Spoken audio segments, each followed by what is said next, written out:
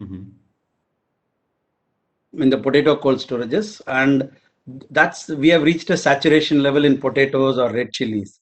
So sustainable in a single product cold storage will be difficult. We have to catch up the opportunities on various other multi-product cold storages also, and also we should go for negative temperatures. Like internationally, if you talk Mhm. cold storages, it's mostly they talk about negative temperature cold storages.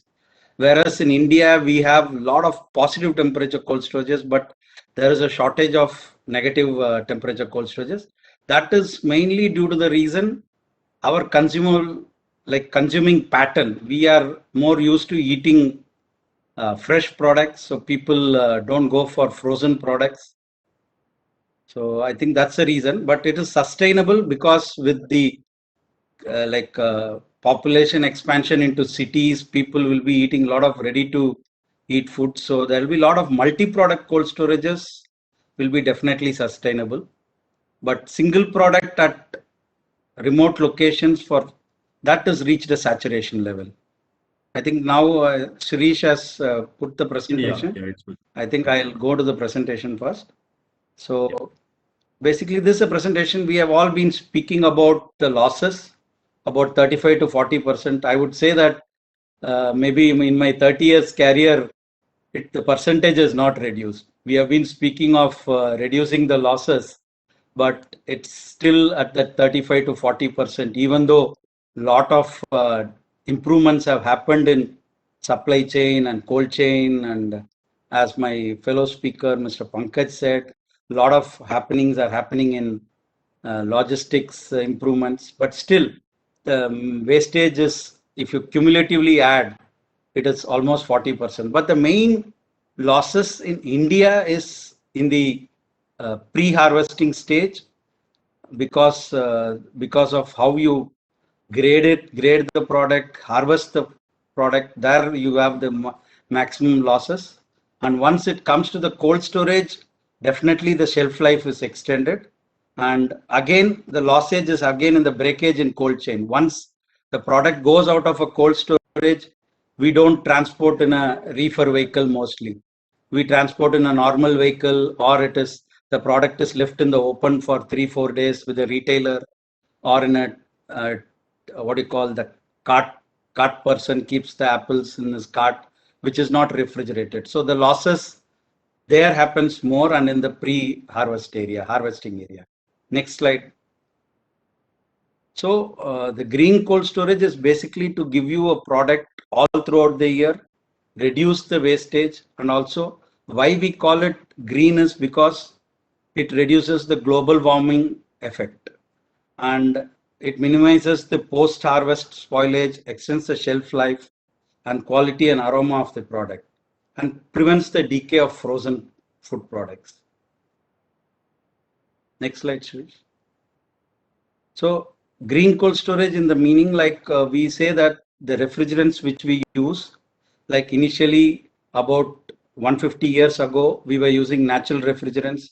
Then a lot of man-made refrigerants came and they were energy efficient. And but however, due to various reasons, we had to change various refrigerants from CFCs because of ozone depletion, and then we went to HCFCs. Now we are come to a stage where even HCFCs have been phased out. Now we are working on HFCs, and again the cycle is shifting back to natural refrigerants, like use of ammonia, and a lot of CO2 refrigeration systems are more popular in Western countries. But India being a tropical climate, maybe we will take more time to uh, come on, because there is a lot of disadvantages. We can't use it for a positive application CO2. So we may use CO2 only for negative applications. And even in supermarkets, etc., in the Western countries, they've started using a CO2 systems. Next slide, please. As far as the opportunity goes, opportunities are there. In, as I rightly said, there is no single point cold storages are not there, but you can have controlled atmosphere, modified atmosphere storages. Also on the value addition of potato, bulk potato cold storages for the chips as well as French fries, and low cost solution maybe we can have mobile pre-coolers at farm levels. Then definitely we need a lot of pack houses and ripening chambers. We don't have proper ripening chambers. We use a lot of chemicals for ripening the fruits. And at all these things have to come at a cost effective technology. At the same time, it should be also energy efficient. We should use a lot of automation in the cold storage technology with IoT and a lot of things happening. We need to have automation in cold storage at the lowest cost, and that will help in saving your energy. Next slide, Srish. So there are categories which every one of you know, but the major categories are -18, where we have been discussing a lot of products like vegetables, ice cream, fish, poultry, meat. Chilled is the normal traditional cold storages like potatoes, apples, fresh fruits, and even milk products.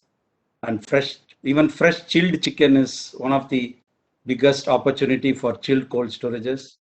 Then medium or mild chilled is basically for chocolates and other seeds. Seeds is another important opportunity. A lot of seeds are kept at around 15 degrees.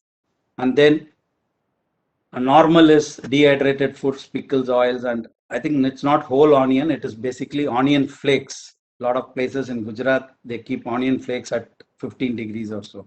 Next slide, switch.